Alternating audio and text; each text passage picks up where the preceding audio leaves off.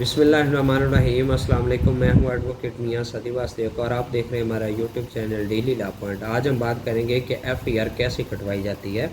F E R کٹوانے سے پہلے آپ نے کیا کرنا ہے اور ایف ای آر کٹوانے کے بعد آپ نے کیا کرنا ہے، اور اگر پولیس آپ کی ایف ای آر نہیں کاٹ رہی، نہیں پرچہ دے رہی، تو آپ کے پاس کیا حل ہے، ٹھیک ہے۔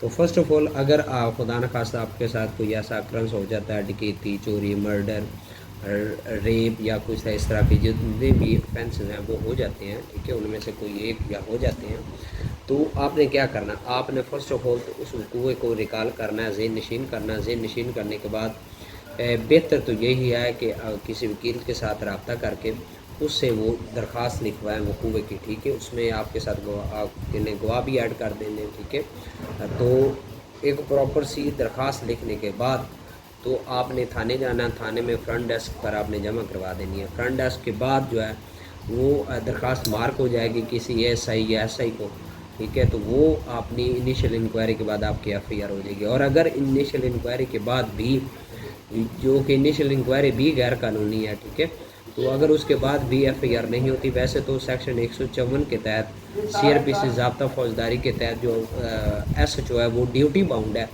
کہ وہ اسی وقت جو ایسے ہی اس کے پاس کوئی اپلیکیشن آتی ہے اندراج ایف ای آر کے لیے، تو اسی وقت جو ہے وہ ایف ای آر دے۔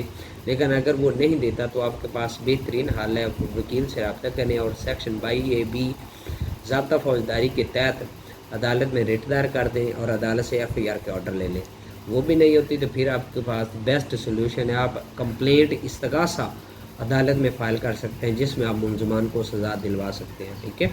تو یہ کچھ چیزیں انشاءاللہ آپ کو ویڈیو پسند آئی ہوگی، ٹھیک ہے۔ تو ہم آن لائن سروسز بھی دیتے ہیں، کوئی اس طرح کی تحریر وغیرہ لکھوانی ہے تو آپ ہمیں پے کر کے ہم سے وہ سروسز لے سکتے ہیں۔